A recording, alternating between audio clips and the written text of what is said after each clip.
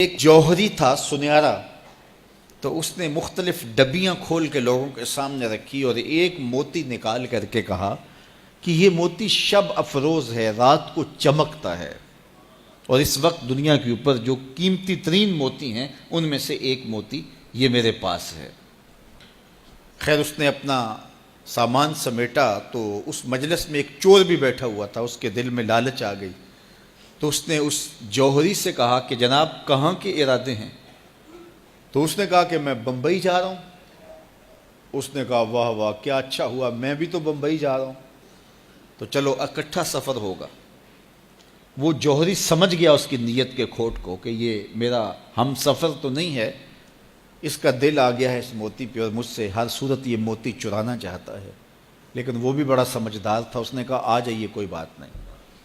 سفر چلتا رہا، رات ہوئی، جب سامان اتارا اور سونے کی تیاری کی تو وہ جو اس نیت سے ساتھ ہم سفر بنا تھا اس نے بھی اپنی قمیض اتار کے لٹکا دی، اور اس جوہری نے بھی۔ اس جوہری نے یوں کیا کہ نظر بچا کے وہ ڈبیا قیمتی موتی والی نکال کر کے اس کی جیب میں ڈال دی اور خود بے فکر ہو کے سو گیا۔ جب یہ خراٹے لینے لگا تو چور اٹھا، اس کا سامان ٹٹولا، اس کی جیبیں دیکھیں، سارا دیکھتا رہا۔ خیر دن چڑھ گیا، جوہری اٹھا، اس نے نظر بچا کر کے اس کی جیب میں ہاتھ ڈال کر کے وہ موتی اپنی جیب میں ڈال لیا۔ صبح جب ناشتے پہ بیٹھے تو اس چور نے باتوں ہی باتوں میں بات کی، وہ آپ کے موتی کی چمک شمک نظر نہیں آئی رات کو؟ تو وہ ہنس کے کہنے لگا نہیں میرے پاس ہی تو تھا، وہ جیب سے نکال کے سامنے رکھ دیا۔ دل ہی دل میں بڑا حیرت زدہ ہوا، میں نے تو سارا ٹٹولا، یہ اگر کہیں تھا تو مجھے کیوں نہیں ملا؟ چلو آج صحیح۔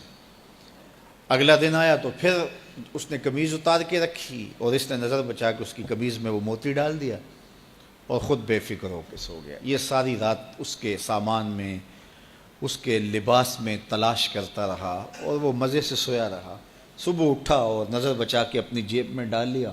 ناشتے پہ پھر بات کی کہ وہ آج بھی کوئی چمک شمک دکھائی نہیں دی۔ اس نے کہا میرے پاس ہی تھا، جیب میں ہاتھ ڈالا اور سامنے رکھ دیا۔ بڑا حیرت زدہ ہوا، دل ہی دل میں سوچا چلو کل صحیح۔ اس نے پھر ایسے کیا اور یہ ساری رات اس کا سامان ٹٹولتا رہا پوری تفصیل کے ساتھ۔ خیر جب صبح ہوئی تو اس نے پھر نظر بچا کے اپنی جیب میں وہ موتی رکھ لیا تھا، تو اس نے پوچھا وہ رات والا موتی آپ کا نظر نہیں آیا جس کو آپ کہتے تھے چمکتا ہے؟ کہا وہ ڈبیا میں رکھا ہے اس لیے چمک دکھائی نہیں دی، تھا تو میرے پاس ہی، اور جیب میں ہاتھ ڈالا اور سامنے رکھ دیا۔